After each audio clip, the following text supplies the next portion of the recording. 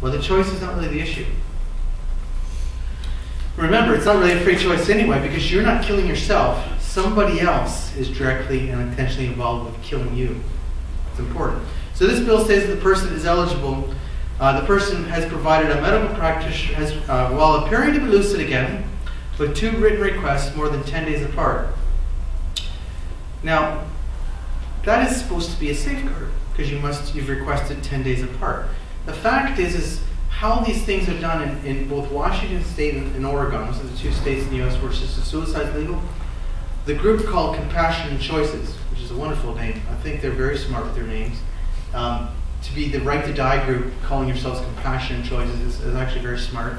Nonetheless, they're the ones who facilitate the law. So last year in Oregon, 60 people died by assisted suicide. And of them, 53 were facilitated by the Compassion and Choices group. Okay?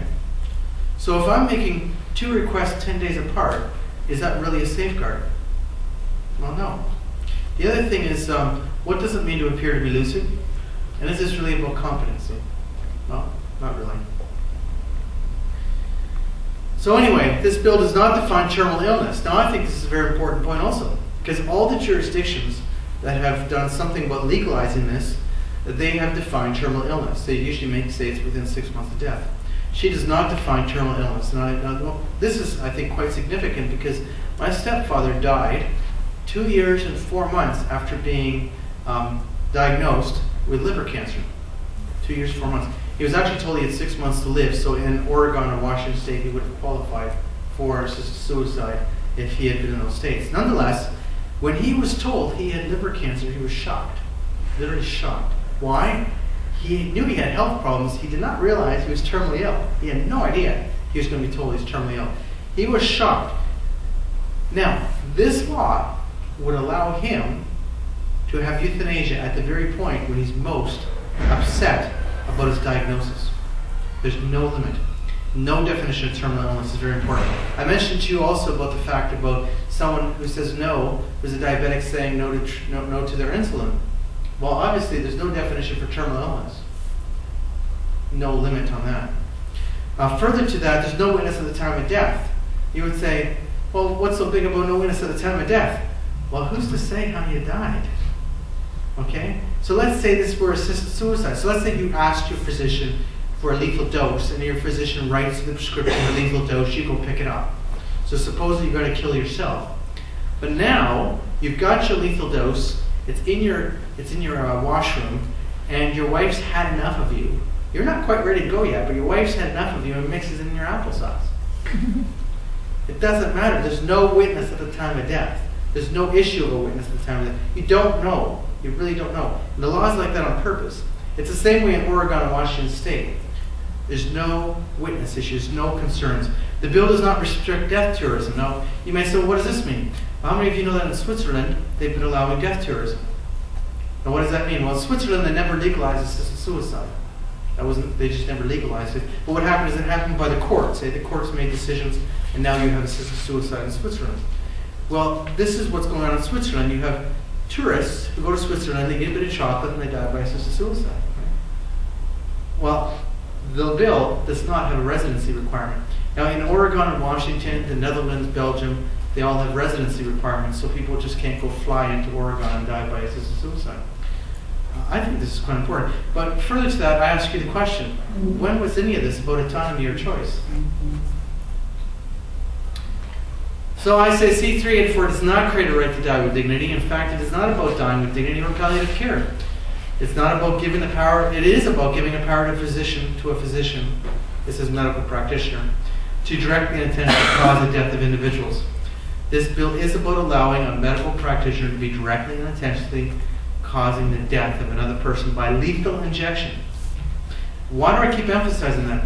Well, if you Google the issue of lethal injection and the death penalty, you're going to notice that in the U.S.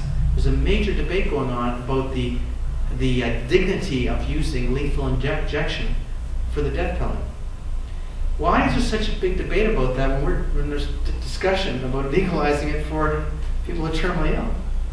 If it lacks dignity to kill somebody on death row by lethal injection, it must lack dignity for anybody else too. It's not limited to terminally ill. to terminally ill people, and it states that people who experience physical or mental pain would be eligible for euthanasia or assisted suicide. Chronic physical and mental pain, this is an important point. People with depression would die by lethal injection. It's not about competency, because appearing to be loose is obviously not competency. And it's a threat to the lives of people with disabilities and other vulnerable people. Now, why do I say that? Well, let's add this up. It gives medical practitioners the right to directly and intentionally cause their death, and people with chronic physical or mental pain. Now, who are those people? Quite often they are people with disabilities. People with disabilities who've experienced physical or mental pain issues throughout their whole lives. Their lives are directly threatened by this. Currently in our law, we are to protect them. The law would change to allow us to kill them. And so we're suggesting we write our members of parliament. Now, why do I keep telling people to write Michael Ignatic? You should go to my website, and I've got sample letters there. My website is the easiest way to go to it is epcc.ca. You should go to my website, and then you go up to the sample letters. I don't want you to copy my sample letters, because then everybody will see the same letter. No, I want you to do a handwritten letter and send it to your member of parliament, or send it to some members of parliament. But I'm saying, write this to Michael Ignatic. I'm telling everybody, write to Michael Ignatic, because he has not responded yet. Even people in his own writing have not been responded to yet by him on this issue. I think that's wrong. I think he should be responding. Even if he says, this is a divisive issue, respond. He's not responding. Well, let's look at the issue of Tracy Latimer. How many people remember Tracy Latimer? A few of you? Not too many of you? Okay, well, Tracy Latimer died by her father, Robert, took her life in 1993. Okay? She had cerebral palsy. She was significantly disabled. That's absolutely correct. She was generally perceived as a child who was constantly suffering. If you haven't known a lot about this case, I would Google it. Tracy Latimer or Robert Latimer, read about the case. It was a major Canadian case in Canada. They presented it as she lacked any ability to communicate. They say she was at a 4-month-old level, and she had such a bleak future that when you read all these articles, whether it be the CBC, Globe and Mail, whatever, you see the same point. Robert Latimer was arguing, the father who killed his daughter was arguing that he had no other choice, that this was a compassionate act. And you see how the media was constantly picking up on those points. Robert was viewed as a loving, compassionate father who only wanted to end the suffering of his daughter. But what is the truth about Tracy Latimer? Well, Tracy went to school every day by bus. People didn't hear about that. They only heard about her inabilities, not her abilities. No one talked about what she could do. Her educational assistant said of the child that Tracy was a happy child who was not suffering. Well, why is that important? Well, because the father was saying she suffered all the time, she was in pain all the time, she was screaming all the time.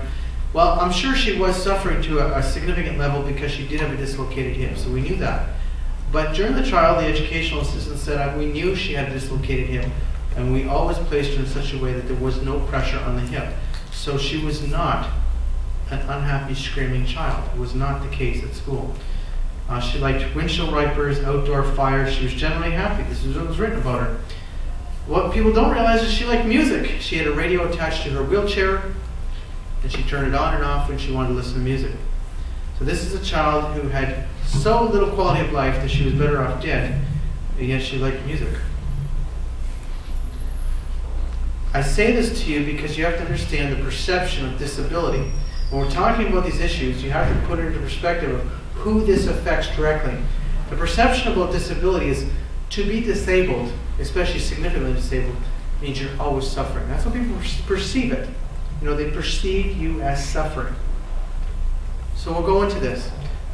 Anybody here know about the Groningen Protocol?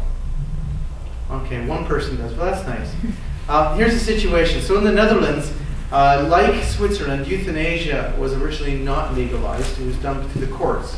Court decisions that allowed. And so in 1985, you had the major court decision. The first court decision was in 1973. So what you get is you get these number of court decisions going all the way along, and you get the law then allowing more and more, even though technically it was illegal. So in 2002, the Netherlands government legalized euthanasia officially. But there was a bit of a political trade-off. So in 1995, and I'll get into that a bit, there was a Supreme Court decision about Dr. Prinz, who had euthanized a newborn infant. So starting in 1995, the courts had said that was okay.